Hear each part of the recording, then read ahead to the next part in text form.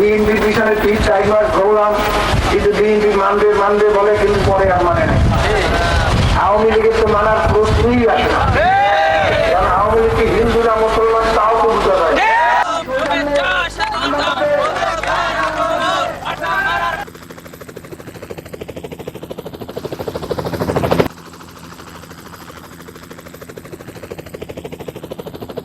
আমার বক্তব্য রাখার জন্য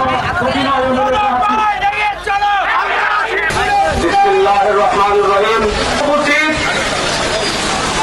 এই মঞ্চে ইসলামী কর্মকর্তাবৃন্দ, আমার প্রাণপ্রিয় এলাকাবাসী, আসসালামু আলাইকুম। যদি আমি আপনাদের ভোটে সংসদ সদস্য হই, ইনশাআল্লাহ আমার সম্পদ ভোট দিয়ে ইসলামিক বাংলাদেশ তৈরি করার জন্য আমার জীবন দেওয়ার চেষ্টা করব ইনশাআল্লাহ।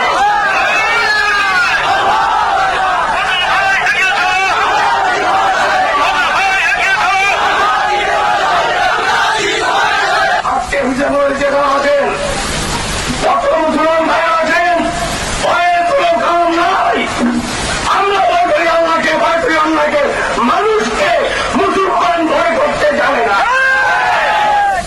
আজকে আপনাদের প্রতিজ্ঞা করতে হবে, শুধু ইসলাম মুনাফিককে নয়, এই মুনাফিক থেকে ইসলাম প্রচার দুনিয়ার মধ্যে ইনশাআল্লাহ ছড়িয়ে দেব।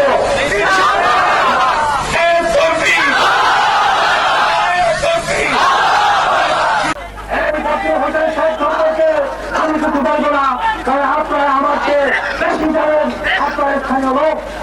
হুজুরের আজকাল আপনাদের সামনে যদি বাধা করে আমার জীবন্ত স্বাধীনতা আছি, যেটা হোক কোন লোক লালসা কিছুর কাছে আমাদের কাজ করে যাবো। আজকাল এই সব বছর হোসেন থেকে এই মাত্র বাংলাদেশে দুই ধারার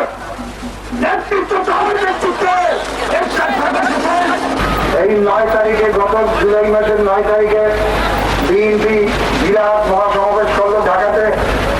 অনেক মহাদেশ মুফতি সাহেবেরাও বক্তৃতা করলেন, কিন্তু এই 5-10 ঘন্টার বক্তৃতার ভিতরে ইসলামের কি শব্দ পর্যন্ত আসে নাই।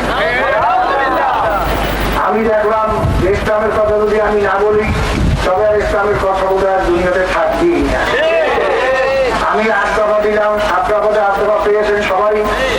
যে 8 দফা ইসলামের জন্য, গরিব মানুষের জন্য, হিন্দু মুসলমানের জন্য, নারীদের জন্য, সব বিষয় এর ভিতরে 8 দফার ভিতরে সব কিছু রয়েছে।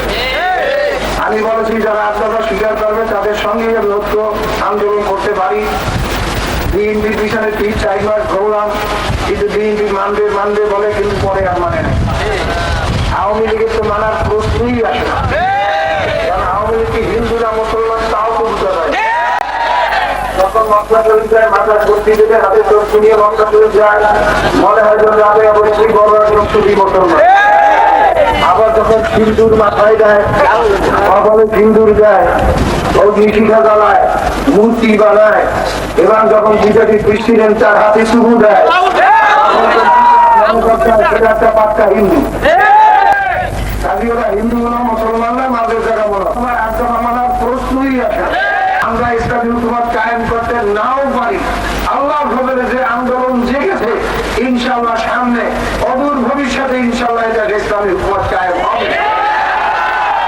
একটা নমুনা দেখা যায় শাসনপদের মইনুল ভাই, সে 7 মাস পর্যন্ত জেলে আছে।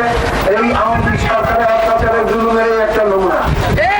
অপরাধে তাকে নিয়ে 7 মাস জেলে আছে, তার মুক্তির জন্য আপনারা সবাই দাবি আছেন।